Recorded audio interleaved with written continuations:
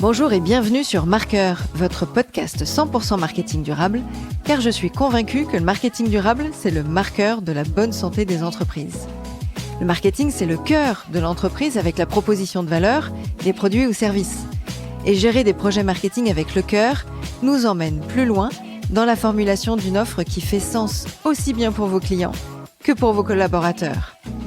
Je m'appelle Diane Cantan et après plus de 20 ans en marketing et communication digitale, j'ai décidé de partager ces convictions en réalisant des épisodes en solo ou avec des invités où j'aborde les différents sujets de marketing durable, communication responsable, numérique responsable et plus largement des enjeux liés à la RSE. Il y a des messages LinkedIn qu'on ouvre sans trop savoir ce qu'ils vont nous donner. Et puis parfois on tombe sur une belle découverte. Eh bien c'est ce qui m'est arrivé avec Valérie. Elle m'a contactée pour me parler d'un livre qu'elle venait de coécrire, la RSE, Maîtriser, comprendre, agir, publié aux éditions Ellipse. Et un ouvrage qui est assez dense, très bien structuré, très clair, qui remet les fondamentaux de la RSE au bon endroit et qui replace aussi les enjeux humains, économiques et culturels au cœur du sujet. Et du coup, en le lisant, je me suis dit, oui, j'ai envie de le partager dans Marqueur. Ça aurait pu ne pas être le cas, mais si.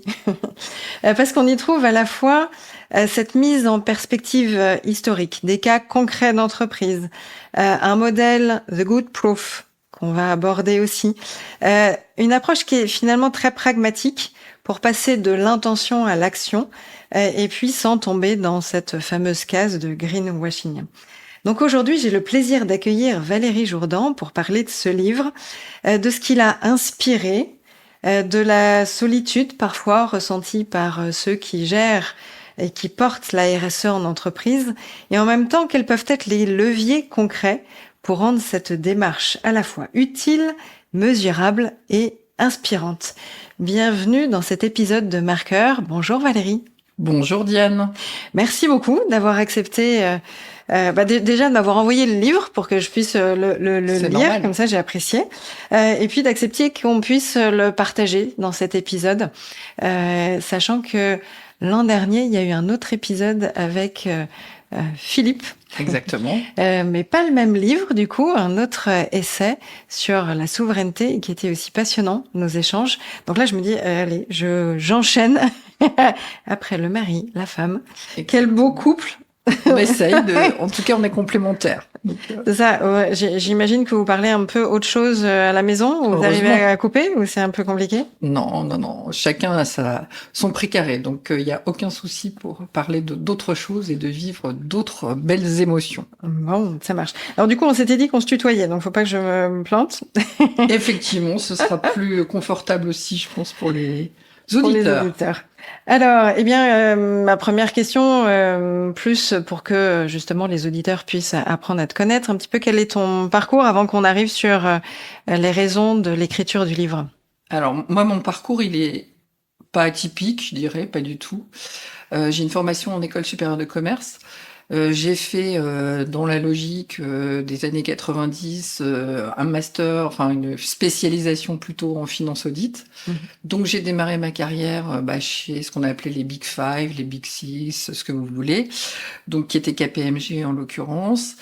Et puis, de manière encore plus classique, j'ai été recrutée par un client. J'ai rejoint le groupe GfK, qui était un institut d'études et d'Access Panel, et deux panels. Gesellschaft für Konsumforschung. Exactement. J'ai fait un stage en Allemagne là-bas. Ouais. Donc, on se retrouve un petit peu. Donc, la maison mère était à Nuremberg.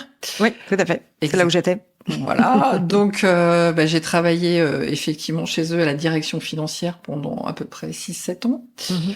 Là, j'ai travaillé sur l'introduction en bourse du groupe GfK et puis aussi sur le rachat de plusieurs sociétés sous la houlette un peu de Monsieur Hermé, qui était effectivement le manager à l'époque. J'ai rencontré mon mari à ce moment-là, donc chez GfK, qui lui faisait une thèse de doctorat sur la mesure de la brand value, de la brand equity. Donc, on se rejoignait un petit peu encore sur le volet finance, indicateurs, mesures, etc. Et puis, il m'a appris un petit peu plus le métier du marketing, on va dire. Et donc, pour pouvoir développer un petit peu son modèle de mesure de la brand equity à l'issue de cette thèse doctorale, on a fait le pari un peu fou de créer une entreprise, donc au début de l'année 2000, au moment de la bulle Internet. Donc, faut le rappeler pour tous ceux qui ne connaissent ça pas paraît cette tellement période. évident, mais oui. Donc, c'était en 2000. Donc, c'est quelque chose, je dirais, qui nous a peut-être sauvés, dans le sens où on n'a pas levé de fonds. Et le meilleur conseil qu'on nous ait donné à l'époque, c'était ne cherchez pas des fonds, mais cherchez des clients. Qui sont toutes assez sain. Pragmatique, assez sain, assez opérationnel, assez concret. Donc c'est vrai qu'en 2000, on était quand même sur les balbutiements d'Internet, que les instituts d'études avaient leur propre mode de fonctionnement avec des services terrain intégrés. Donc terrain, c'est-à-dire tout ce qui est collecte de données, donc aller interroger des consommateurs, aller dans la rue pour faire des tests de produits, etc. Donc c'était pas un projet qu'on pouvait porter entre guillemets au sein de GfK. Donc on est parti un peu avec la frénésie ou la folie des jeunes créateurs pour construire un institut d'études en ligne qui s'appelle Panel on the Web et une société de conseil pour accompagner également les marques qui s'appelle Promise Consulting. Donc on existe depuis 25 ans, on est parti dans notre appartement au départ avec des salariés dès le départ.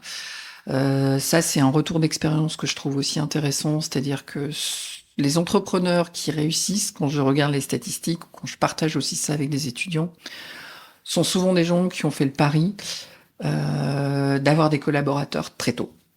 Et ça a été notre cas, et j'avoue que j'en tire une certaine fierté, et puis aussi, je dirais, un sentiment aussi de gratitude, parce qu'avec le recul maintenant aussi, on retrouve des anciens collaborateurs qui sont passés chez les clients, chez les annonceurs, qui deviennent nos propres clients, qui sont reconnaissants aussi de tout ce qu'on a pu leur apporter et leur apprendre. Donc c'est vrai que avoir ce recul, il y a ce côté en même temps transmission, partage, héritage aussi quelque part, et puis reconnaissance d'avoir acquis les bons réflexes. Donc d'avoir aussi acquis des méthodes de travail, des process qui leur font gagner du temps et qui leur permettent aussi d'identifier les risques qu'il y a pour eux en tant qu'annonceurs, par exemple, à confier une prestation à l'extérieur. Alors quel type de prestations elles sont proposées par le cabinet aujourd'hui, ou quel type de clients? Alors, on travaille sur ce qu'on appelle plutôt des études ad hoc. Donc, on vient nous chercher pour effectivement des problématiques qui sont souvent complexes. Qui nécessite à chaque fois qu'on réfléchisse à un design d'étude ou à un échantillon qui soit un peu spécifique, qui soit totalement optimisé pour le client, souvent dans des délais contraints.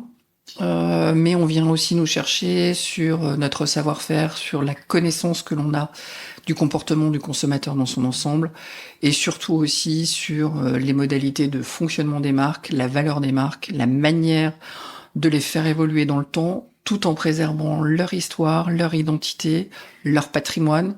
Je pense qu'on est dans une période où justement cette partie-là est très chahutée, et je pense qu'on vient nous chercher pour ce savoir-faire-là aussi, ces précautions-là qu'on doit prendre quand on est marketeur aujourd'hui. Est-ce qu'il y a une évolution qui se ressent avec l'arrivée de l'IA, ou une simplification, parce que des fois on voit, enfin en tout cas moi je l'ai vu, je sais pas si c'était sur internet ou sur des newsletters que je reçois, cette recherche avec l'IA de la compréhension des consommateurs ou de sociologie, limite de faire une étude ou de dire tiens, sur tel marché, regarde comment va se comporter tel ou tel consommateur. Alors l'IA pour moi aujourd'hui c'est un formidable outil de productivité, très clairement. C'est un outil de productivité, donc je pense en particulier aux traductions, je pense en particulier au sourcing d'informations, donc pour mieux comprendre par exemple un marché. On gagne du temps. On gagne du temps. On peut trouver des données majeures qui sont fiables aujourd'hui. C'était moins fiable il y a 24 ou 36 mois, mais globalement, vous voulez trouver des quotas pour faire un échantillon national représentatif, je dis n'importe quoi, en Chine, au Japon ou ailleurs. Vous trouvez l'information de manière quasi instantanée grâce à l'IA. Donc, je dirais que pour ça, c'est un formidable outil de productivité. Après, je pense que c'est aussi pour des personnes comme nous qui écrivons, qui publions, qui réfléchissons, il faut aussi faire attention aux failles de sécurité de l'IA. À partir du moment où vous délivrez du contenu à l'IA, elle se nourrit elle aussi. Donc il faut faire attention à tout ce qui est respect des droits d'auteur, respect aussi de ce que vous avez pris comme engagement si vous travaillez pour des revues, si vous travaillez pour des éditeurs aussi, si vous travaillez aussi pour des annonceurs, ce qui est notre cas. Je pense qu'il y a un devoir de vigilance relativement accru. Il faut pas non plus démultiplier des rapports d'études, par exemple, sur l'IA, parce que n'importe qui pourrait avoir accès à des rapports d'études que vous pourriez effectivement avoir mis au point. Donc je dirais c'est formidable outil de productivité, mais avec un regard un peu de vigilance sur tous ces aspects-là, de protection des droits d'auteur, de protection des données, l'aspect juridique qui est associé. Voilà, il faut oui, tout ce volet éthique qui est important. Éthique et puis préservation aussi de la confidentialité quelque part aussi. Ouais. Après, quand on parle d'IA, il faut pas oublier l'aspect et le volet environnemental, complètement, qui a des impacts assez forts. Et quand on voit les résultats de l'étude de Shift Project de cet été, la croissance est assez inquiétante par rapport aux besoins en énergie et du coup tout ce qui s'ensuit. Mais ça, j'en ai parlé en tout cas dans mon épisode sur le retour de ProDurable, parce que j'avais assisté à 2 ateliers de l'IA et du coup je fais un petit zoom sur l'étude de Shift Project. Alors si on en revient au livre, finalement, qu'est-ce qui t'a donné envie, ou puisque c'est en co-écriture, pourquoi est-ce que vous aviez voulu tous les trois écrire ce livre-là? Alors, je dirais qu'il y a plusieurs raisons, mais la première, c'est la sensation ou le retour d'expérience que j'ai pu avoir à travers les rendez-vous avec nos clients et nos prospects. Sur le domaine de la RSE, donc parfois on a le sentiment que la RSE est en crise, parfois on a le sentiment que ils sont débordés de sollicitations, d'initiatives dans l'univers de la RSE. Parfois on a le sentiment aussi qu'il manque un peu de prise de recul, qu'ils ont besoin aussi un peu de cadrage. Ils sont souvent issus, c'est pas du tout une critique, mais de formations très très variées, d'univers très variés, avec des expériences qui sont multiples. Bon, certains viennent des RH, certains viennent de la strat, certains viennent du retail. Enfin, j'ai vu des profils très très très variés. Et donc, on a ressenti, en tout cas moi, j'ai ressenti le besoin d'avoir un peu un ouvrage de référence qui leur permette d'avoir la genèse de la RSE. D'où ça vient, quelle est son histoire, comment ça fonctionne, à quel moment c'est apparu, pour quelles raisons. Bref, avoir un peu un fil rouge, pas un reporting, mais comme une espèce de livre bible qu'on peut consulter quand on en a besoin. Oui, parce qu'il y a eu... toutes les deux ont fait partie de la génération RSE avant le Covid, mais depuis 2020, en fait, il y a beaucoup de personnes que je croise qui ont décidé de changer de carrière, qui ont décidé de s'intéresser davantage à donner du sens à leur job et donc d'intégrer la RSE quelle qu'elle soit. Mais c'est vrai qu'on a souvent tendance à oublier ce qui s'est passé avant. Enfin, ça s'accélère et c'est tant mieux. Il y a plein d'actions qui se mettent en place et c'est tant mieux. Mais on manque souvent de cet historique, ou sinon il faut aller chercher dans plein de sources différentes. Etc. Et c'est le travail qu'on a fait, c'est-à-dire on a fait un gros travail de sourcing. D'ailleurs, la bibliographie du livre est assez impressionnante en termes de nombre de références. Donc c'est vrai qu'on a lu beaucoup, on s'est imprégné beaucoup, mais ce qu'on voulait faire, c'est avoir effectivement ce socle commun qu'on puisse partager à la fois avec des cibles professionnelles, puisque c'est aussi pour elles un moyen d'avoir une synthèse actionnable rapidement et de gagner en connaissances, et puis aussi destiné à une cible plutôt académique, donc destiné à des étudiants, destiné aussi à des professeurs qui enseignent ce type de matière, Donc c'est la raison pour laquelle on a travaillé un petit peu à trois aussi. Philippe, lui, a plutôt travaillé sur tout ce qui est le sourcing, tout ce qui est effectivement aussi construction du cadre un petit peu plus conceptuel de la RSE. Mmh. On a beaucoup de schémas dans l'ouvrage aussi pour éclairer aussi les lecteurs. Donc c'est vrai que c'est cette partie-là qui est plutôt venue de la part de Philippe. Jean-Claude, qui a une formation plutôt d'historien, lui a travaillé beaucoup aussi sur l'histoire de la RSE. Mmh. Et comme on s'intéresse tous un petit peu aux passerelles entre le marketing et la finance, on a aussi beaucoup travaillé sur en quoi la RSE peut être un levier économique, financier aussi pour les entreprises. Et je pense que ça, c'est un des points d'originalité du livre. On est plutôt là pour dire la RSE ne doit pas être une contrainte, mais une opportunité pour les marques, pour les entreprises, quelles qu'elles soient. Donc je pense que c'est un petit peu cette articulation qu'on a voulu. Et puis parce que moi je peux pas m'empêcher d'être aussi au contact de nos clients, d'entendre ce qu'ils me disent, parce que je trouve que c'est aussi toujours ça qui me rend un peu plus forte après un entretien ou un rendez-vous. Donc j'ai aussi voulu avoir des exemples, des cas concrets, avec des partenaires, des clients, des prospects qui ont apporté leur témoignage sur qu'est-ce qu'ils font comme action concrète en termes de RSE, pour donner des exemples d'engagement qui parlent aux gens, qui montrent aussi qu'il y a des choses possibles dans des univers très variés, puisqu'on a des exemples dans les cosmétiques, on a des exemples dans le retail, on a des exemples aussi dans l'alimentaire. Donc voilà. Est-ce que justement tu veux rebondir sur quelques-uns des exemples ou des cas concrets ou ceux qui t'ont marqué ou que tu as envie de partager plus avec les auditeurs sur ces secteurs d'activité que tu as cités ou sur d'autres? Je pense que là, il y a une marque qui est assez connue et qui a fait de la RSE un petit peu aussi son positionnement. Je pense au rouge français par exemple. Mmh. Voilà, qui est un rouge à lèvres 100% végan. Qu'on aime ou qu'on n'aime pas, c'est un choix, un parti pris qui a été fait par les deux fondateurs. Je trouve que c'est quand même assez fort d'avoir aussi associé la notion de français dans le nom. Ça rassure dans tous les univers, ou en tout cas dans toutes les cultures, d'avoir la notion de maison France ou la notion de France. Ça, c'est le côté cosmétique, le côté luxe, on va dire. Le côté cosmétique, luxe, rassurant, toutes les évocations liées aussi à l'univers français derrière. Donc c'est assez malin, c'est assez agile et malin. Donc je trouve que c'est vrai que c'est un secteur où il y aura encore pas mal d'évolutions à venir, parce qu'on ne sait pas trop ce qu'on se met sur le visage, sur le corps.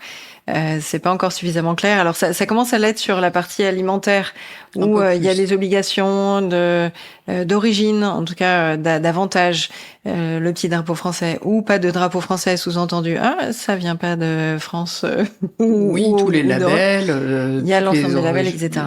Les appellations. Il y a encore du boulot et du coup c'est aussi ce volet réglementaire qui impose aux marques d'agir. C'est quoi ta vision? Ou c'est la marque qui anticipe, et celle qui anticipe, elle a pris de l'avance sur ses concurrents?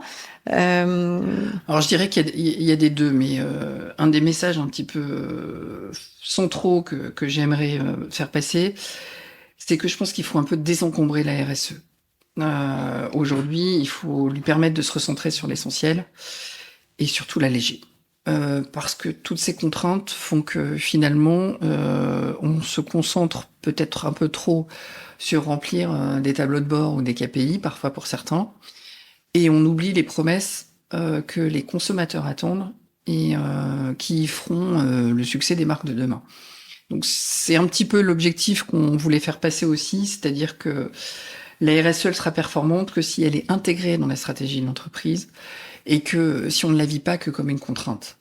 Et c'est un petit peu le message principal que j'aimerais faire passer, parce que c'est une opportunité formidable pour les marques, à la fois de se positionner, à la fois de susciter l'engagement, à la fois effectivement de séduire aussi des nouveaux consommateurs, et puis de faire un peu le bien quand même. Faut pas l'oublier, je pense. C'est ça, le bien pour les hommes, les biens pour la planète. C'est un peu ce que je prône aussi, mais c'est tout. Et là-dessus, on est complètement en phase sur ce volet stratégique. Pour moi, la RSE, ce qui est intéressant, c'est quand on en parle avec les dirigeants, c'est de pouvoir se projeter dans leur boîte dans 10 ans, dans 15 ans, dans 20 ans. 2050, c'est peut-être encore un peu loin. Un peu loin. Mais pour autant, on réfléchit à des cartographies de risques, on réfléchit à des façons dont les clients ou les consommateurs pourraient réagir dans l'univers dans lequel on vit, peut-être qui sera aussi différent, et comment on peut s'adapter, comment on peut anticiper. Toute une question. En fait, quand on fait du marketing ou du marketing prédictif, on est dans cette anticipation d'action, anticipation des défis qui vont nous entourer. Alors, en ce moment, on est gâtés, parce que... On en a sur tous les plans. Entre les défis climatiques, politiques, géopolitiques, mais on abordera le sujet un peu après, mais là, on a de quoi faire. Mais c'est vrai que là où la RSE fonctionne ou fonctionnera, c'est pas quand c'est dédié à une personne ou à un service. C'est pas quand c'est uniquement parce qu'on a envie d'avoir un label ou d'avoir EcoVadis. C'est de pouvoir se dire comment je fais en sorte de changer toute mon entreprise.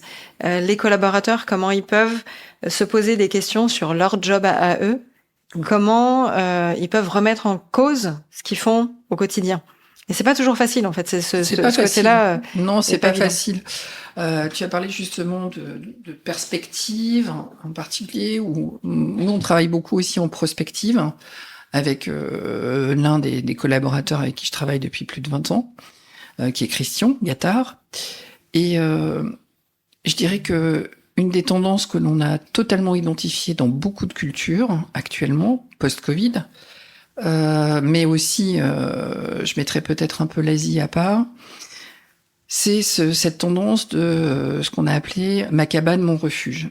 C'est-à-dire que les consommateurs ont pris peur avec le Covid. Enfin, tout le monde a eu peur. Enfin, faut quand même se le dire. On a vu des images qui nous ont tous affolés.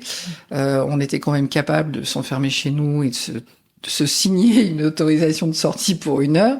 Enfin, quand on réfléchit rétrospectivement. Ah oui, c'est vrai. On a tendance à oublier. On a tendance à oublier.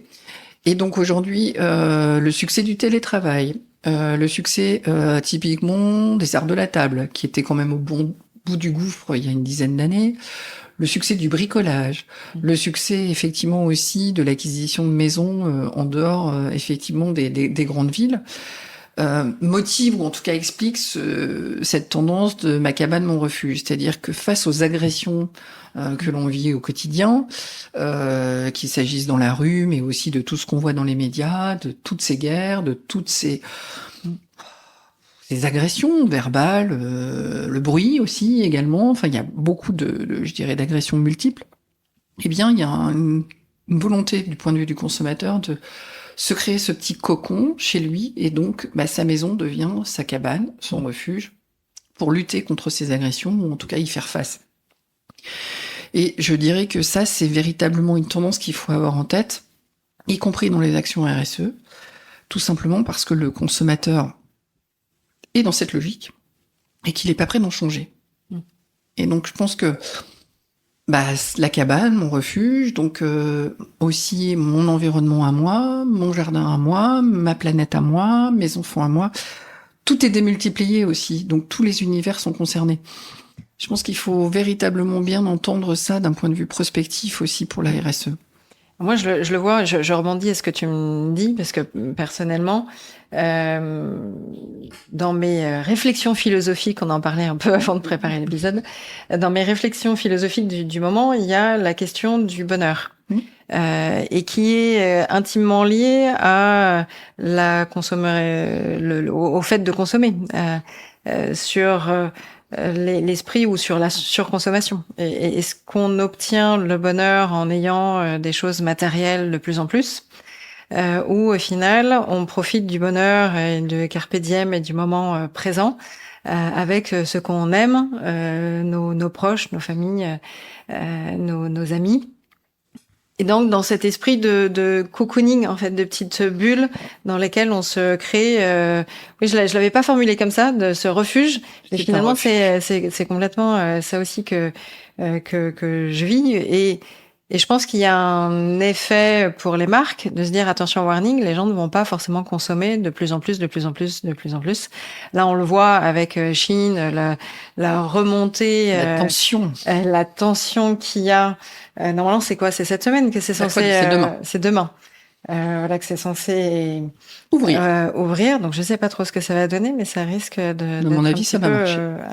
Ça va marcher pour le BHV en tout cas, parce que le BHV aujourd'hui, ils ont une problématique de trafic.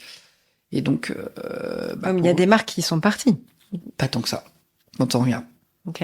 Donc, je pense que ça va marcher pour l'objectif de génération du trafic, pour le BHV, parce qu'ils sont quand même un petit peu encapsulés avec beaucoup de difficultés d'accès aujourd'hui, liées à la circulation en particulier. Et puis parce que historiquement, le BHV, on y allait pour bricoler, récupérer du matériel qui était... Le bazar de l'hôtel de ville. Bah oui, le bazar. Donc on pouvait trouver tout ce dont on avait besoin au BHV, y compris des clous, des poignées de portes magnifiques comme pas cher. Ça, c'était quand on était jeune. Ça, c'est quand on était jeune, mais c'est dans l'ADN de la marque. Ouais. Et donc du coup, effectivement, là, ils sont un petit peu perdus aussi parce qu'ils n'ont plus cette appétence-là du point de vue des consos. Donc, mais est-ce que stratégiquement, c'est une bonne idée de la part de la direction? Je ne sais pas si ça suivra dans le temps. L'avenir va nous le dire, mais l'avenir va nous le dire assez vite. Je pense que malgré tout, nos consommateurs sont quand même un peu contraints financièrement. Et il faut aussi trouver d'autres alternatives pour répondre à leurs attentes. Ils ont aussi besoin, entre guillemets, de consommer, mais à moindre prix. Ouais. Du coup, on en revient, si on revient un peu au livre avec l'axe financier ou l'axe humain. Finalement, c'est un des les deux points clés aussi dans le livre, ce côté social, ce côté humain. Social, exactement. Est-ce que, pourquoi c'est si important aujourd'hui? C'est si important. Compliqué, mais je dirais que la RSE, c'est un moyen de préparer l'économie de demain. C'est pas comme une incantation. C'est quelque chose qu'il faut vivre au quotidien pour effectivement préparer l'avenir. C'est tout. C'est aussi simple que ça, je pense. Ouais.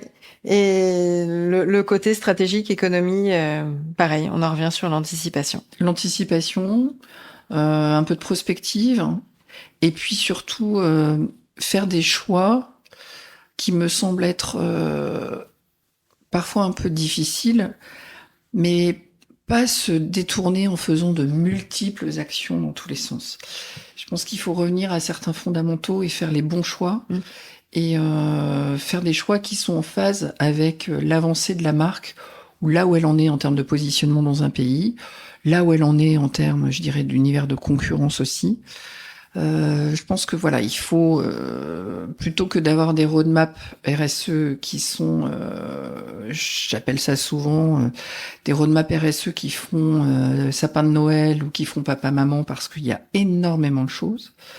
Elles sont alimentées avec énormément d'initiatives, de très bonnes idées par ailleurs, hein, c'est pas une critique du tout. Mais qui sont pas forcément cadrées, structurées. Qui ne sont pas forcément cadrées, structurées, mais surtout qui ne sont pas, entre guillemets, contrebalancées par l'appétence que les consommateurs ou que les clients pourraient y mettre. Donc je pense aussi qu'il faut arbitrer là-dessus, en fonction, ce que je disais, du positionnement de la marque, à la fois de son univers de concurrence, mais aussi de là où elle en est, si elle est dans un objectif de conquête, ou si elle est dans un objectif de fidélité, ou si elle est dans un objectif plus particulier de nourrir son image de marque, de travailler sa différenciation en particulier, de travailler sa désirabilité. Il y a des engagements RSE qui sont plus porteurs sur certaines dimensions marketing que d'autres. Là, tu penses à quoi, par exemple? Si tu as une idée en tête, après, s'il n'y en a peut-être pas... J'en ai une dont on avait parlé quand on avait préparé, mais j'apprécie beaucoup la démarche de Chopard dans l'univers un petit peu de la joaillerie, parce que c'est une marque qui a le mérite de dire j'adopte la politique des petits pas. C'est-à-dire, je peux pas demain vous certifier un or 100%, tout ce que vous voulez. Je mets tout derrière. Sur l'extraction de la matière première, par exemple, sur les conditions, droits sociaux. Mais surtout, on peut tout mettre derrière, tout le sourcing, l'extraction, qui le fait, comment, à quelles conditions, etc. Non, ce que j'aime, c'est leur discours qui est de dire, on va y aller pas à pas et on va vous tenir au courant chaque année. J'aime ce type de démarche parce que c'est pas une promesse en l'air, premièrement. Et je pense que les consommateurs sont prêts à entendre des promesses qui sont, je dirais, fractionnables ou étape par étape. Ça, je pense qu'au contraire, il faut prendre les consommateurs pour des gens qui sont quand même plutôt sincères, plutôt compréhensifs, et qui préféreront une démarche qui soit un peu la politique des petits pas, où j'avance régulièrement, je vous tiens au courant, plutôt qu'une belle promesse qui ne soit pas tenue, et qui soit prise à défaut très facilement. Greenwashing facilement parce qu'il n'y a pas de preuve derrière. Exactement. Et que ça fait courir beaucoup de risques aux marques. Donc je pense qu'il faut parfois aussi savoir leur dire, il faut tester vos engagements RSE par rapport à ce que je disais, votre positionnement de marque aujourd'hui. On a justement développé un modèle qui s'appelle The Good Proof, dont on parle effectivement dans le livre, parce que on a ressenti ce besoin de hiérarchiser un petit peu les engagements RSE, de donner des priorités aussi, parce que les équipes RSE, on leur demande beaucoup. Elles sont pas forcément non plus très étoffées. Et derrière aussi, il faut qu'elles déclinent. Donc ça veut dire il faut embarquer, comme tu le disais très bien aussi, des collaborateurs. Donc elles ont des compétences pluridisciplinaires à bien maîtriser qui sont énormes. La conviction, l'expertise, l'engagement aussi juridique, les risques en communication, les risques aussi en termes de sourcing. Donc globalement, il faut avoir à 5 pattes. Ouais, c'est ça.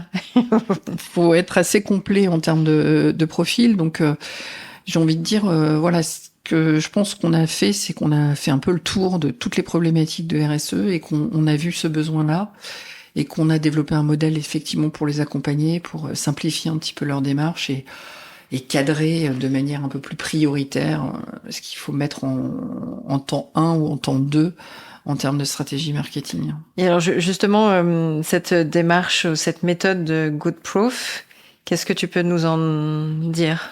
Alors je dirais c'est une démarche assez pragmatique, assez facile à mettre en œuvre, parce que ce que j'ai évoqué tout à l'heure sur des moutons à 5 pattes et des équipes à qui on demande beaucoup, on a voulu faire quelque chose de simple, d'efficace, de robuste aussi, et qui permet aussi de se benchmarker avec des normes. Donc je dirais c'est un questionnaire. Alors on a une approche qualitative souvent sur laquelle on va un petit peu recenser tout ce qu'il y a dans les roadmaps ou toutes les bonnes idées ou les moins bonnes idées, mais effectivement pour embarquer aussi un petit peu les personnes qui sont concernées.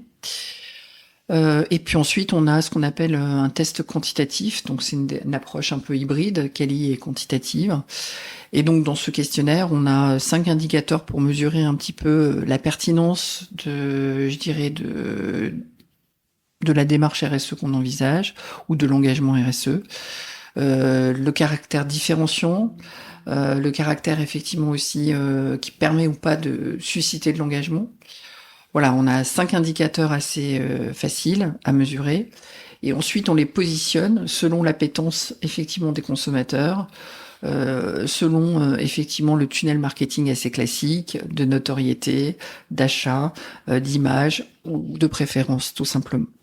Donc ça permet aux marques de se positionner, situer, voilà, de se dire là j'ai un engagement qui semble un peu plus porteur, qui va plutôt travailler mon image de marque, ou là j'en ai un qui va plutôt me permettre de conquérir, donc d'avoir un levier business plus important à très court terme, ou un autre qui va m'aider à développer ma notoriété. Donc ce que je disais tout à l'heure, c'est véritablement un outil super pratique, super simple, mais qui permet tout simplement de dégager les priorités en matière de RSE. Oui, parce qu'en fait, souvent, quand on travaille la matrice de matérialité, on va être sur les enjeux, on va dire, classiques qui sont liés à la RSE, sur les enjeux environnementaux, sociaux, éthiques, relations durables des affaires avec les partenaires, avec les différentes parties prenantes. Mais ce qu'il faut pas oublier, c'est le cœur même des activités de l'entreprise, et c'est de dire comment on retravaille notre produit, notre offre de service, si on est sur du service pur, ou si on est sur du produit, comment on le transforme sur une offre servicielle, Oui. ou comment on peut carrément se diversifier sur autre chose. Là, à ProDurable, il y avait un atelier sur le crédit agricole qui a lancé Crédit Agricole Transition Énergie, donc de proposer des solutions d'énergie verte. Donc le truc qui n'a normalement rien à voir avec la banque, mais comme quoi tout est autorisé, tout est permis. Et dans les réflexions qu'il y avait, que j'avais vraiment retenues, c'est si on organise un séminaire auprès de nos équipes et de nos collaborateurs, c'est de dire comment on se projette dans 10 ans. Et c'est potentiellement de là d'où peuvent aussi émerger des super idées. Pour peu qu'on ait zéro frein. Enfin, tu sais, quand Bien sûr. J'organise des réunions comme ça ou des ateliers un peu de co-construction, de brainstorming, c'est de se dire, il n'y a pas de frein. Pas de frein de budget, pas de frein de limite de clients, de concurrents, de quoi que ce soit. Pas de contrainte. On y va avec les post-it. Il n'y a pas d'IA, par contre. C'est vrai. On fait travailler son cerveau, on imagine, par rapport à son métier, par rapport à ses connaissances. Du coup, c'est complètement complémentaire avec la méthode Ekali et Quanti sur le client, les attentes, l'intégration, quoi. Et surtout, c'est pas une étude qui est compliquée à faire, c'est pas un budget non plus énorme, mais surtout ça permet derrière de quantifier en fait le potentiel de chacun des engagements RSE qu'on envisage. Et donc de se dire finalement, je l'ai fait par exemple pour une grande marque dans l'univers du luxe. On a fait 4 pays. Sur les 4 pays, on avait à peu près 26 engagements RSE quand même à tester. Et on a trouvé 3 engagements RSE qui étaient communs à tous les pays. Okay. Donc qui étaient véritablement les plus porteurs. Et 2 qui étaient très tactiques sur le marché chinois pour recruter surtout en particulier la cible des plus jeunes. J'avoue que quand j'ai présenté ces résultats, c'était magique. Parfois, ça arrive. On a des études parfois difficiles. On a parfois des études où il faut mettre ses lunettes roses. Mais j'avoue que ce go de plouf pour ce coup-là nous a paru complètement bluffant de pouvoir dire à une marque, écoutez, c'est fascinant. Voilà, il y a 3 engagements qui suscitent l'adhésion, qui sont homogènes, quelles que soient les tranches d'âge, auprès des hommes, auprès des femmes, à l'international, c'était quand même assez surprenant. Et là, il y a un petit truc en plus, comme dirait effectivement dans le titre du film, mais qui vous permettrait aussi de vous démarquer sur le marché chinois. Et je trouve que voilà, c'est aussi ça. Je pense qu'il y a un moment dans la RSE, il faut réfléchir, ce que je disais tout à l'heure, à l'alléger et donc à éviter de penser systématiquement à tout ce qui est contrainte réglementaire et à se dire prenons notre post-it et essayons de voir tout ce qu'on peut imaginer sans contrainte et puis après de les hiérarchiser tout simplement pour faire les bons choix. Mais je pense que c'est important. Ouais, c'est une bonne méthode et une bonne façon de faire pour se recentrer, pour donner du sens aussi aux équipes. Complètement. Et se dire on va pas partout dans tous les sens, mais parce qu'il y a des idées qui sont fantastiques, mais le tout c'est de se dire, enfin, le coup de mettre une poubelle ou les tris de poubelle dans la salle de vie, c'est pas ça qui va faire changer ou diminuer l'empreinte carbone pour 2050 ou pour 2030, même si ça peut être un peu pénible pour les collaborateurs de se dire j'ai plus ma poubelle sous le bureau, elle est où?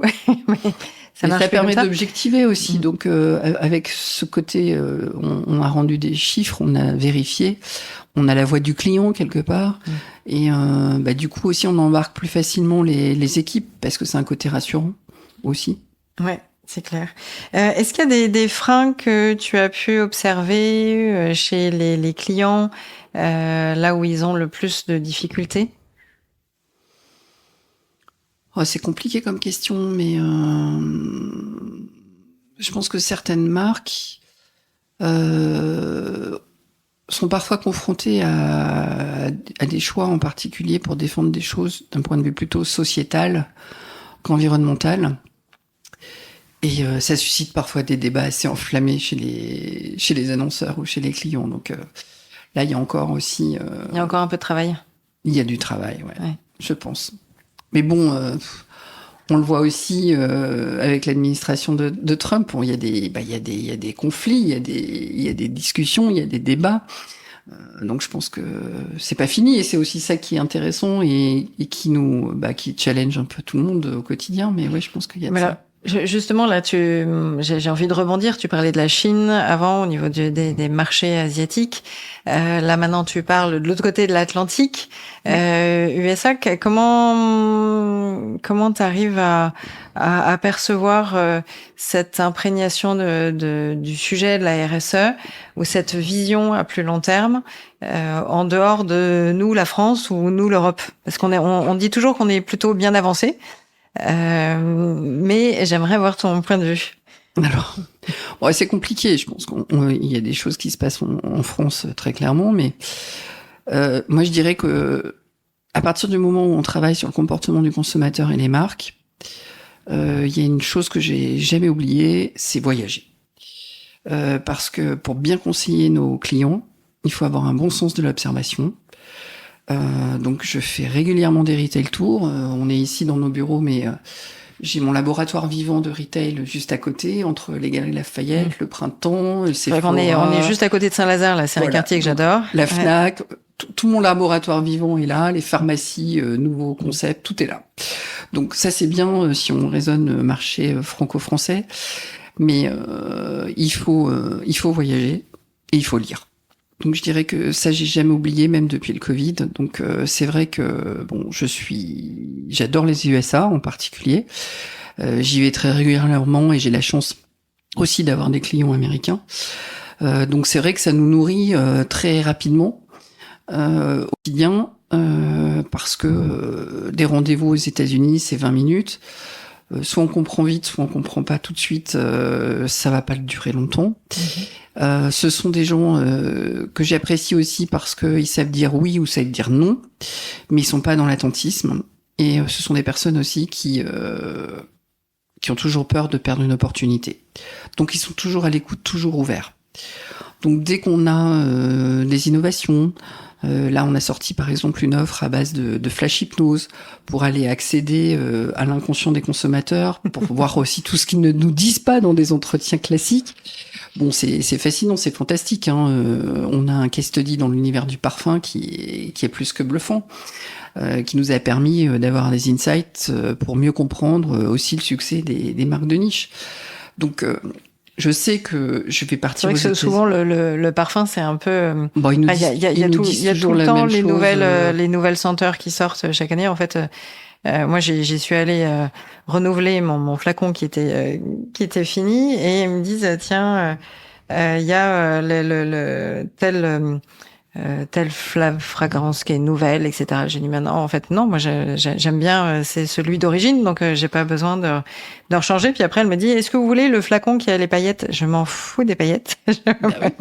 Donc non, je garde mon flacon d'origine. Beaucoup de clients nous disent ça en focus group, c'est-à-dire arrêtez de décliner des parfums tous les ans avec une nouvelle variante. Laissez-moi mon parfum originel. Ça, je l'entends à chaque focus group ou à chaque entretien sur l'univers du parfum. Mais il y a des marques pour qui ça marche très régulièrement de changer les jus. Mais j'ai envie de dire, je sais que je vais partir aux États-Unis et je vais partir avec ce produit d'appel parce que ce sont des gens qui sont ouverts à la nouveauté systématiquement. Et donc, parce que j'ai une nouveauté, ils vont me recevoir. Donc c'est ça aussi que j'apprécie chez eux, parce que du coup j'aurai un débrief très rapide de est-ce que ça peut marcher, pas marcher, est-ce que ça m'intéresse ou pas. Et puis tout de suite ils se mettent en situation, comment je peux travailler avec vous, quoi. C'est ça que j'apprécie beaucoup sur le marché américain en particulier. Donc mais les Mexicains sont pareils et les Canadiens aussi. Donc c'est vrai que je fais souvent un peu le tour des trois, mais ça c'est intéressant. Et puis la Chine, j'y suis allée la première fois c'était juste avant le Covid. Et depuis, je lis énormément sur la Chine. J'ai vu un pays qui a une frénésie d'apprendre, d'aller vite, avec les femmes qui dominent. C'est assez surprenant. Des femmes qui veulent faire carrière, qui laissent leurs enfants aux grands-parents. C'est d'un point de vue social, ça m'a beaucoup interpellée. Mais ce sont des gens qui veulent réussir et qui sont aussi aujourd'hui plutôt dans une logique d'appétence pour des marques chinoises. Donc c'est intéressant. La souveraineté, mais de leur côté. Exactement. Donc c'est pour ça aussi que ça nous intéresse, parce qu'on a beaucoup travaillé sur la souveraineté et la RSE. Et je trouve que ce sont des choses qu'on avait décelées dès 2017. On peut plus tellement aussi leur imposer notre modèle à l'occidental comme on aurait pu le faire auparavant. Donc nous, on avait déjà tiré la sonnette d'alarme dès 2017 et ça ne fait que s'accentuer. Donc ça m'intéresse effectivement de voir comment ils progressent. Ils vont très vite en technologie, ils vont très vite en logistique. Ils vont très très vite aussi en adoption aussi de tout ce qu'ils ont fabriqué depuis des années aussi. Donc là, ce que je disais tout à l'heure, parce qu'ils ont récupéré en brevet aussi, exactement, en copiage ou en échange commercial. En très peu de temps, la percée de BYD en automobile, elle est assez bluffante. Et là, ce que je voyais ce midi, c'est qu'ils arrivent aussi sur le marché de l'optique. Donc il faut se préparer et il faut regarder aussi à la fois comment ils appréhendent le marché français, le marché européen, et comment aussi on peut travailler pour nourrir les réflexions de nos marketeurs sur la RSE aussi. Ça fait partie, la veille, la concurrence, l'observation. Ce sont des qualités qui sont indispensables pour nous pour bien conseiller aussi. En marketeur, ça c'est indispensable. C'est clair. Indispensable. Donc, la veille, le benchmark, la curiosité, l'envie d'apprendre, l'écoute, l'observation que tu citais aussi. L'écoute, l'observation, et puis ils ont une capacité de travail qui est phénoménale. Et ça aussi, je trouve que c'est important. Oui, et puis ils peuvent dégainer des centaines de travailleurs. Et surtout, je trouve individuellement. C'est là aussi, quand on fait un peu le comparatif, quand on y va, notre temps de travail, il est pas le leur. Et donc, oui, mais les conditions. Les conditions sont peut-être plus difficiles, plus compliquées, mais malgré tout, aujourd'hui, il faut composer. Enfin, faut le voir, faut le voir pour l'appréhender. Et est-ce que tu ressens cette mise en place de la RSE un peu différente, que ce soit en Asie ou outre-Atlantique? Parce que chez nous, c'est très réglementaire. C'est très réglementaire. De l'autre côté, Trump, il a à peu près supprimé tout ce qu'il pouvait y avoir comme loi, comme contrainte, en disant c'est pas ce qui l'intéresse, puisque ce qu'il veut, c'est forer. Mm-hmm. Moi, j'ai été surprise la semaine dernière. J'ai regardé une émission sur une chaîne anglaise. Et il y avait un congrès spécifique, orienté RSE, innovation, durabilité en Chine. Il commence à avoir un discours vert, vertueux, très impressionnant.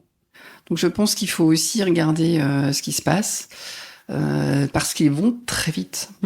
Oui, mais ça, je l'ai vu sur le côté suppression de l'utilisation de charbon ou de la dépendance pétrole ou au gaz des voisins, et ils vont excessivement vite sur la partie renouvelable. La partie renouvelable, la création énergie des villes, renouvelable aussi des nouvelles villes. Bon là, ils ont la chance aussi de pouvoir créer des villes from scratch entre guillemets, donc ce qui est pas du tout notre cas aussi aujourd'hui, mais ils avancent et ils avancent très vite. Donc il faut le regarder avec attention. Yes. Est-ce que sur la partie parce qu'on a parlé du réglementaire, de la géopolitique, du culturel, est-ce qu'il y a dans le livre, tu parles aussi d'un modèle de performance de marque pour intégrer la RSE au même niveau que que la souveraineté. Est-ce que ça, tu peux nous en dire un peu plus ou pas? Je pense qu'aujourd'hui, dans les baromètres qu'on appelle les brand health tracking, par exemple, ou les baromètres de santé de la marque, ou de mesure de la brand equity des marques, on a souvent des indicateurs traditionnels, notoriété, image, différenciation, performance commerciale. Aujourd'hui, il faut intégrer aussi, et c'est ce qu'on fait dans notre modèle de mesure Monitoring Brand Assets, il faut intégrer une vision de la marque un peu aussi 360, dans laquelle il faut intégrer à la fois l'expérience retail, qui est souvent négligée, et dans le retail, j'entends à la fois les boutiques, mais aussi ce qui se passe sur le digital, parce que c'est souvent pas mesuré, ou entre guillemets, on se dit, ou les clients disent, j'ai mes Google Analytics, donc ça suffit. Mais ça ne suffit pas, en fait, dans les faits, pour moi, de mon point de vue. Oui, parce que si le parcours utilisateur est mal fait, en fait, les stats seront faussés. Et puis surtout, c'est qu'on se regarde que soi. On se regarde le nombril, on ne regarde pas la concurrence. C'est ce qui m'intéresse dans les baromètres qu'on peut faire d'image de marque ou de performance de marque, c'est de regarder la marque avec son univers de concurrence. Donc de regarder tout ce qui se passe autour et d'avoir une vision globale de sa marque dans son univers de concurrence. Sinon, c'est un peu plat-plat, et je comprends que parfois certains annonceurs se disent j'en ai pas forcément besoin. Non, ce qui est intéressant, c'est le benchmark avec ses plus proches concurrents. Et donc c'est aussi dans ces paramètres-là qu'il faut intégrer des dimensions de RSE. Et donc des KPI qu'il faut bien choisir sur des engagements qui sont effectivement, ce que je disais tout à l'heure, porteurs, ou en tout cas sur lesquels on a fait le choix d'investir. Et je pense que parfois, c'est pas forcément intégré comme des dimensions capitales qui permettent de se mettre autour d'une table à un niveau CODIR et de parler de la marque avec tous les indicateurs de tous les métiers de l'entreprise. Moi, ça, c'est mon objectif. Et c'est ce qu'on fait au quotidien quand on développe Monitoring Brand Assets. C'est de mettre autour de la table le marketing, la finance, la direction générale, la strat, la personne qui travaille qui parle de la RSE, même les RH, avec des indicateurs qui sont communs et qui peuvent effectivement aussi donner le là sur la performance de la marque. C'est un peu ça de... Je voulais, tu vois, j'avais le livre ouvert là, en page 169. Je me rappelle plus, mais sur le tableau entre les connexions entre l'avantage compétitif et les enjeux sociaux. Et justement, c'est un peu ça, ce schéma qui remet en avant la productivité de l'entreprise avec plein de flèches entre l'utilisation de l'énergie, l'accès aux fournisseurs, le talent des employés, la sécurité, la santé, l'utilisation de l'eau, etc. Mais qui fait, pour moi, je rebondis à ce que tu viens de dire, on a besoin de tous les acteurs dans l'entreprise, on a besoin de toutes les entités et d'aller sur les mêmes indicateurs, pas d'en avoir 40 000.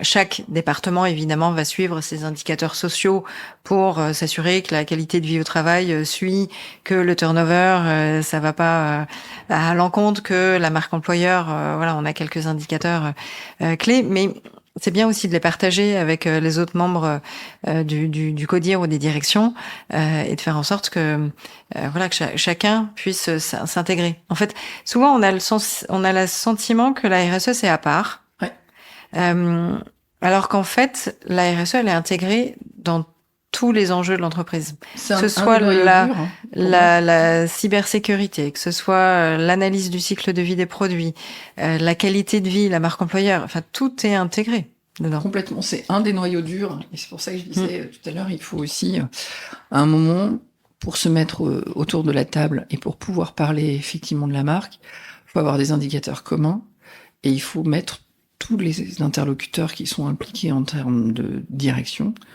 sur ces indicateurs. Faut les aligner, en fait. Et je pense que ça, c'est un des gros défis aussi de demain, c'est-à-dire que les responsables RSE soient vus aussi comme un pilier, comme la finance, comme le marketing. C'est un pilier à part entière. Et ça prend du temps à installer dans les cultures d'entreprise, je pense. Ouais. Et c'est un vaste défi pour nos auditeurs qui ont cette charge-là. Exactement. Ce que je voulais aussi revenir là, c'était sur l'autre schéma par rapport aux caractéristiques des ressources dans la théorie des ressources, juste un tout petit peu avant, la 162. Ouais.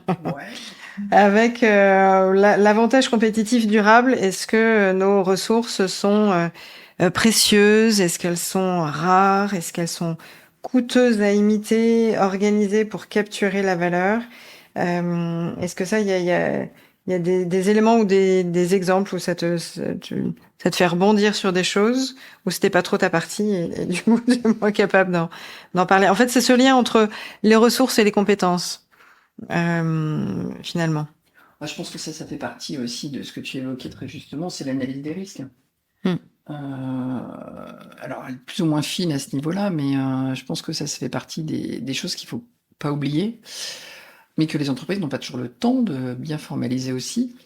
Je pense que ça, c'est très bien aussi d'y travailler en workshop aussi régulièrement un peu avec les équipes pour voir aussi s'il y a des points de faiblesse ou en tout cas des points qui auraient pu être oubliés. Je pense à un client qui travaille dans l'univers de la santé et qui un jour, à travers effectivement des résultats de focus group que je présentais et d'entretien, qui me dit « Ah, mais on a complètement oublié pour le recrutement de notre DSI, donc directeur des systèmes d'information, de mettre la contrainte comme quoi il fallait qu'il ait des solides connaissances aussi en développement d'applications sur téléphone mobile, sur smartphone. Mm-hmm. » Bah oui, parfois ça arrive quand on est dans le feu de l'action. On a pensé développement web et on a oublié la partie développement mobile. Sur le coup, ça m'avait interpellé, mais effectivement, ça fait partie aussi de l'analyse des risques quand on travaille ou quand on est dirigeant, de pas oublier effectivement aussi ces aspects-là sur les compétences un peu de ses propres équipes, sur est-ce qu'on est à risque, on n'est pas à risque. Voilà, s'il y a une seule personne qui sait faire telle prestation, voilà. Ça, c'est normalement des points qu'on analyse quand on est au RH ou quand on est manager. Moi, je le faisais avec mon équipe. Cette analyse de risque du collaborateur qui va vouloir demander à évoluer, qui va s'ennuyer dans son job, qui va vouloir quitter l'entreprise pour évoluer ailleurs ou plus vite ou différemment, etc. Ou des compétences qui manquent et auquel cas il y a la formation interne, formation externe. C'est un des points sur lesquels les entreprises ou les managers qui sont la tête dans le guidon abordent peu le sujet. Ou le risque, mais ça c'est aussi parce que j'ai fait de la qualité pendant pas mal de temps, le fait de se dire on n'est pas seul à savoir faire quelque chose. Et on est au moins deux dans l'entreprise à être capable de connaître. C'est la transmission, le partage de savoir, mais c'est les compétences. Et puis on parle de plus en plus de compétences vertes qui sont en lien avec la RSE. Pour moi, un marketeur demain doit être capable de connaître les principes de l'ACV. Oui. D'une analyse de cycle de vie. Et donc, d'être capable d'échanger avec la R&D ou la logistique ou voilà, et pas que avec le commerce. Et puis d'anticiper aussi la fin du cycle de vie d'un produit aussi. Complètement. Bah, ça fait partie de la CV, la fin. Bah oui, mais il y en a beaucoup.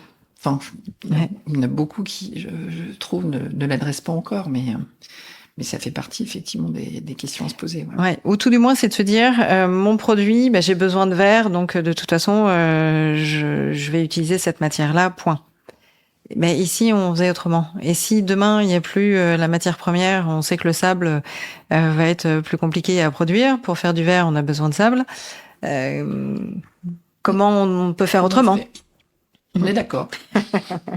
Est-ce qu'il y a un message, parce que là, tu vois, ça fait bientôt 1 heure qu'on est en train de papoter déjà. Ouais, je sais, ça passe vite. Est-ce qu'il y a un message que tu as envie de faire passer ou un réflexe à garder pour nos marketeurs qui nous écoutent, pour les communicants ou pour les responsables RSE qui nous écoutent ?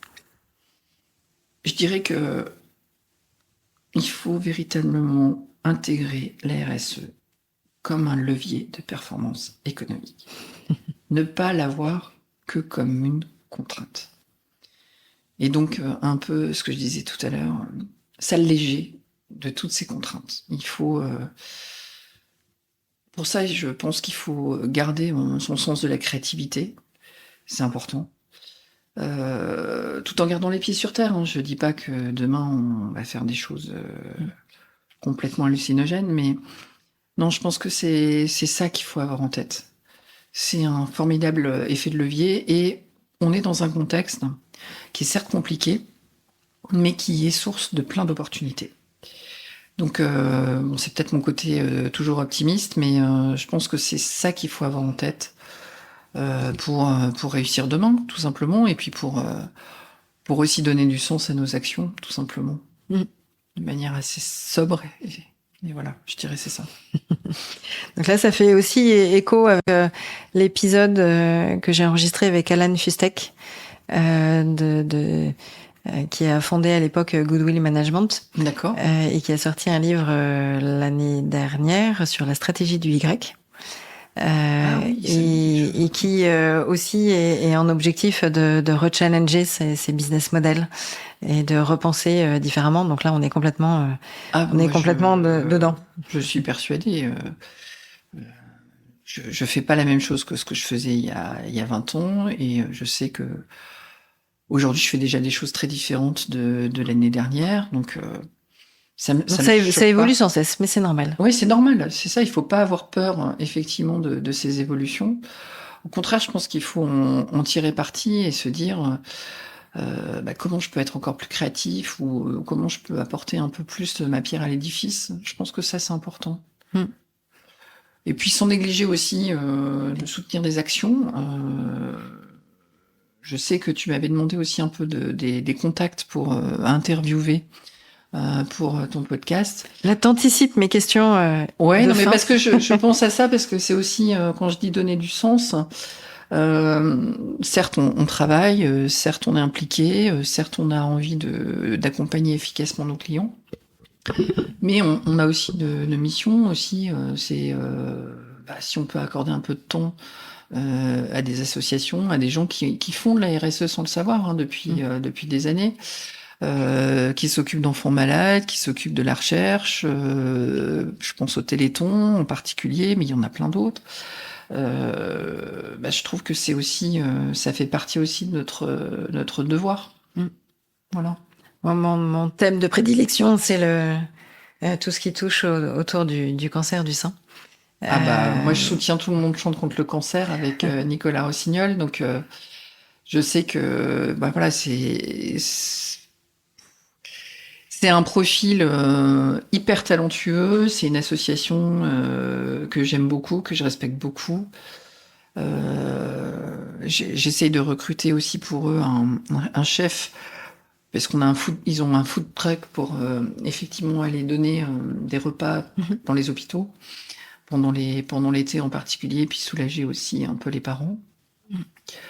Voilà, je trouve que si on peut un petit peu utiliser notre connaissance, notre réseau, pour aussi faire un peu de bien et apporter aussi un petit peu de soutien à des personnes qui sont aussi en difficulté, ça fait partie aussi, je dirais, des leviers de la RSE quelque part. C'est l'aspect humain qui est non négligeable, c'est de se dire on sert aussi à autre chose. Voilà, on sert à autre chose et quand je vois tous les bénévoles dans ces associations, quand je vais au Téléthon pour prendre les réponses au 36-37, même ne serait-ce que 2 heures, je me sens utile aussi. Voilà, donc je pense que ça fait partie des choses qu'il faut aussi avoir en tête, un petit peu. Le faire soit d'un point de vue perso ou d'un point de vue pro. Est-ce que c'est finalement ton éco-geste? Tu sais, dans mes questions classiques que je pose à mes invités en fin d'interview, j'ai cette fameuse question sur l'éco-geste, alors qui est souvent plutôt environnementale, mais est-ce que toi, c'est un axe sociétal finalement? Alors, on en a un ici. Qui est pas celui que je préfère, mais je vais m'expliquer pourquoi. Okay. En fait, à peu près un jour par semaine, on essaye de faire 0 papier. Donc, on peut pas imprimer de questionnaire, on peut pas imprimer une proposition, pas de mail, etc. Bon, moi qui viens de l'audit et qui ai été formée au TIC d'audit, c'est-à-dire quand je dois tester ou que je veux revalider un questionnaire ou que je veux comparer que tous les objectifs de la proposition sont bien couverts, j'avoue que c'est un peu frustrant parce que je suis habituée à ce double éclairage, entre guillemets, l'écran et le fait de pointer. Bon, c'est du détail, mais c'est vrai qu'on essaye de le faire et que petit à petit, je m'habitue à passer 100% numérique. Mais dans les métiers comme nous, on demande pas mal de rigueur, de précision. C'est vrai que la confrontation... Oui, puis ça abîme aussi les yeux d'être tout le temps que sur l'écran. Exactement. Il y a beaucoup Donc pour moi, j'ai énormément de mal, mais je le fais. Et j'apprends aussi à utiliser. Alors maintenant, on est tous sur 3 écrans, mais je sais pas si c'est plus responsable finalement, sans vouloir faire de mauvais jeux de mots, mais on est obligé parce qu'entre le PowerPoint, le questionnaire Word, Internet, on est tous en triple écran en termes de configuration. Mais on est ici, il n'y a pas beaucoup de papier quand même. On a véritablement bien réduit aussi la consommation de papier, cartouches d'encre, enfin tout ça. Donc le numérique responsable, il y a un autre sujet, un autre débat, mais qui est pas négligeable versus le papier et les forêts qu'on détruit aussi. Et oui, donc c'est vrai que pour moi c'est un exercice difficile, mais je vois l'équipe, ils sont plus habitués que moi, Oui, ils ont moins connu les armoires remplies de papier et de dossiers. Ouais, voilà, moi je viens de l'audit, donc chez KPMG, on avait les classeurs, il fallait bien ranger le suivi, les historiques. Fallait pointer qui avait fait quoi, le manager fallait qu'il signe, enfin. C'est un process différent, mais ça se gère d'un point de vue électronique, mais il faut se faire un peu violence, quoi. Pour moi, c'est un peu nouveau. Donc ça marche une fois par semaine. Une fois par semaine, ouais. Petit à petit, ça fait changer un peu les mentalités, les façons de faire. Il y a quasiment plus que moi qui imprime, quoi. Je vais caricaturer, mais je pense qu'il y a plus que moi, quoi. Donc encore quelques efforts, Valérie. Après, je vais y arriver, dans quelques mois, je vais y arriver, mais c'est vrai que c'est pas intuitif, en fait. Donc ça, c'est l'éco-geste. Après, j'ai ma question classique sur le nom de mon podcast, Marqueur, qui fait que je suis convaincue que le marketing durable, c'est le marqueur de la bonne santé des entreprises. Et aussi parce que quand on fait les choses avec le cœur, eh bien, on en marque les gens plus loin.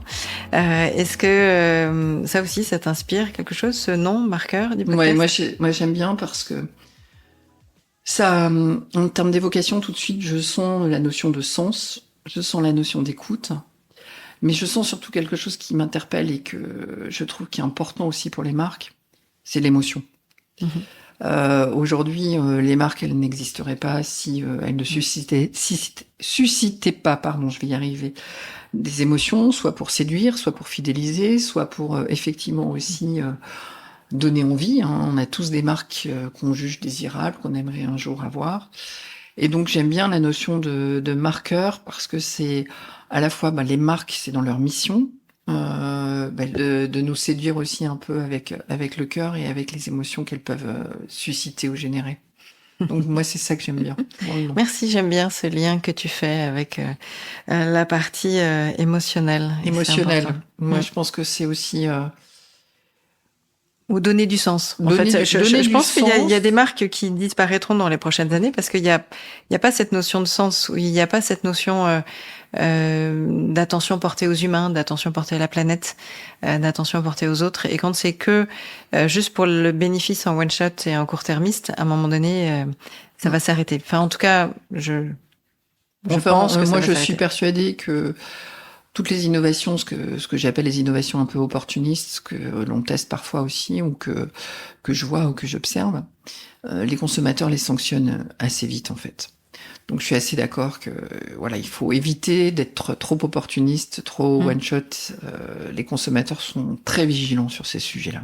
Et t'arrives à avoir cette objectivité face aux marques, aux annonceurs qui sont tes clients, des fois de dire votre projet ou l'étude que vous m'avez demandé de faire, là c'est du bullshit. Enfin, ça va être peut-être pas dans ces termes-là. Non, pas dans ces termes, mais parfois ça nous arrive de tester des choses qui ne vont pas fonctionner. Ça fait partie. Et tu le sens avant les résultats de l'étude? Assez souvent, oui. Ouais. Comme dirait mon père, j'ai un gros nez, mais un nez un peu pointu, mais il me trompe pas souvent. Non, c'est vrai. Après, c'est l'expérience. J'aurais pas dit que t'avais un gros nez, mais... Non, mais c'est l'expérience aussi, je pense, qui fait que on voit rapidement les choses. On le sent. Ouais. On sent ce sur quoi les consommateurs sont prêts à céder ou ce sur quoi ils sont prêts à payer aussi. Et est-ce qu'il y a une campagne de pub là récemment que tu aurais vue en te baladant dans le quartier de Saint-Lazare ou sur le téléphone, l'ordi, la télé dans le métro ou autre, qui t'a soit marqué positivement ou soit au contraire où tu t'es dit bon là c'est un peu has-been ou c'est du greenwashing? Oula.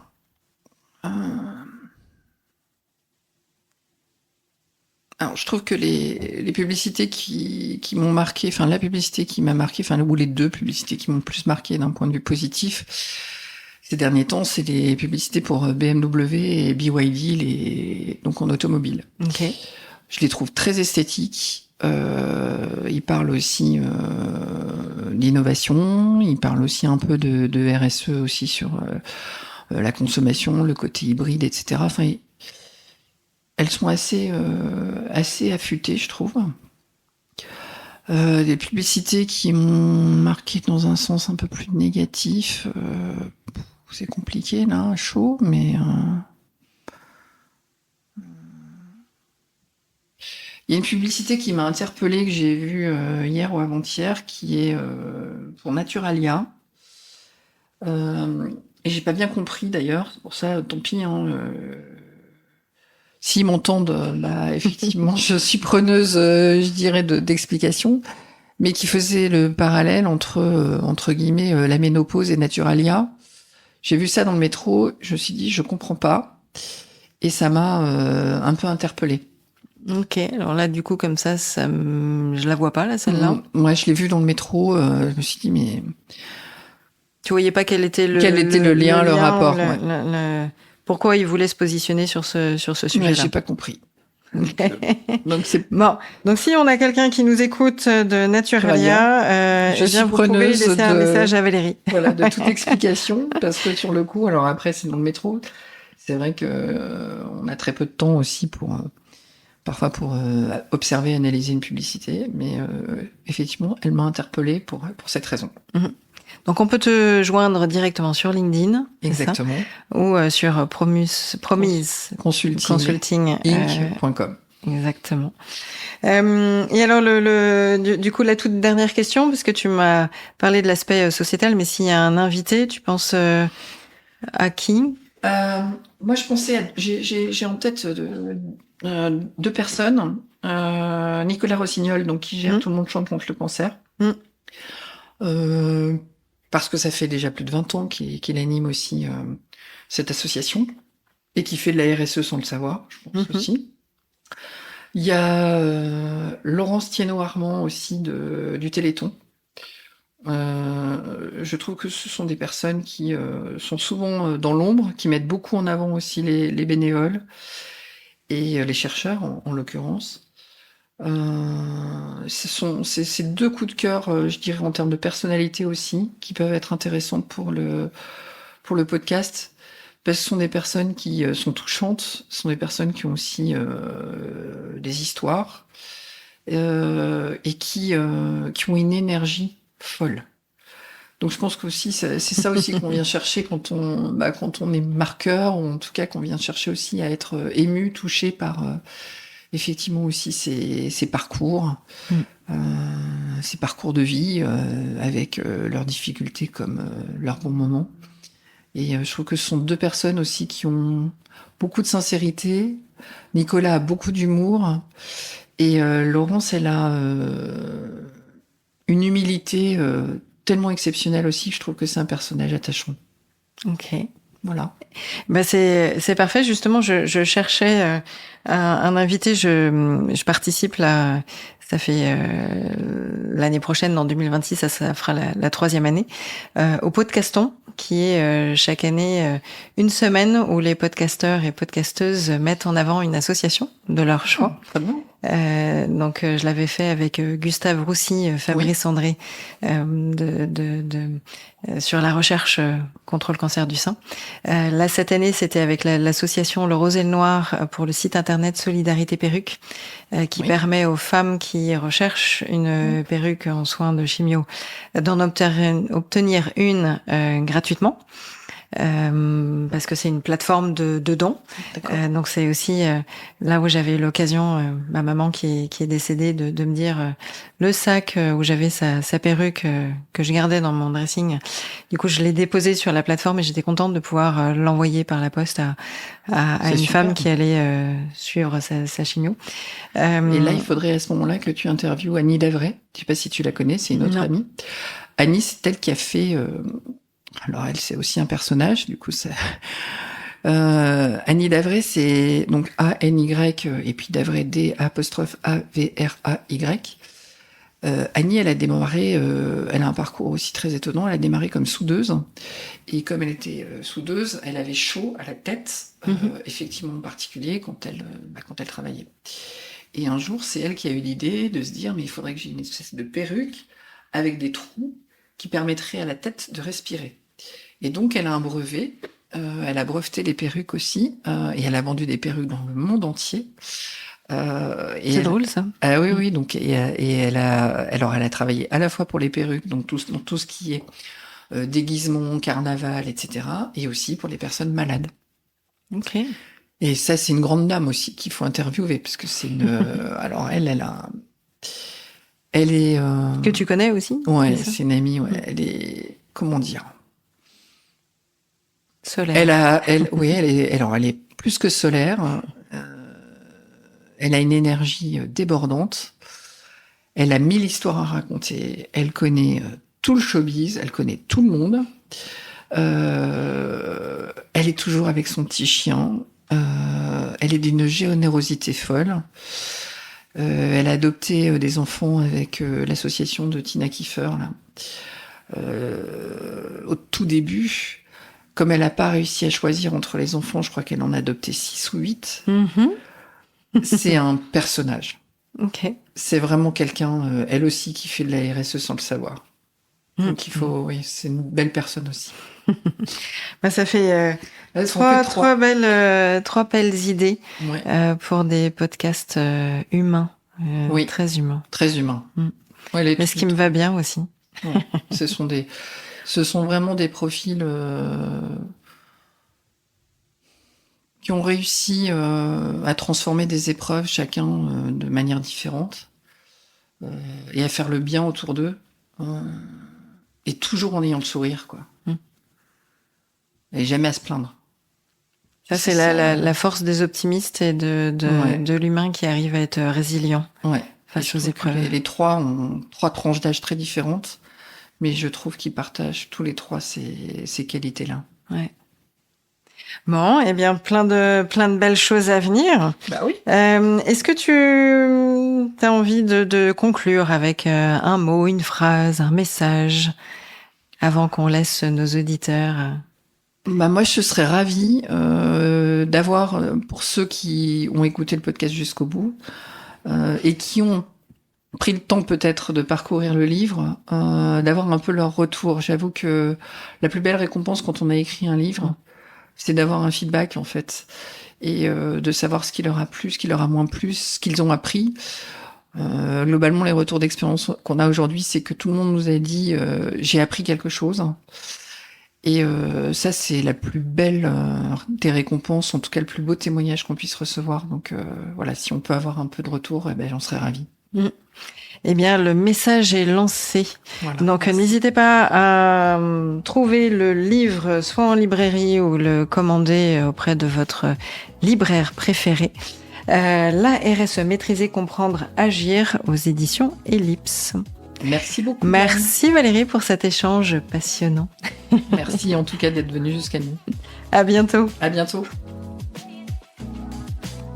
Merci d'avoir écouté jusqu'au bout cet épisode.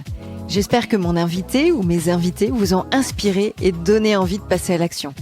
Alors n'hésitez pas à mettre 5 étoiles sur votre plateforme d'écoute favorite. Vous pouvez évidemment me laisser un message sur LinkedIn ou Instagram en m'indiquant les sujets que vous aimeriez que j'aborde et les invités que vous aimeriez entendre. J'ai besoin de vos likes et abonnements pour faire connaître mon podcast. Alors n'hésitez pas à en parler autour de vous et à partager sur les réseaux sociaux. Allez, je vous dis à très vite. Ciao!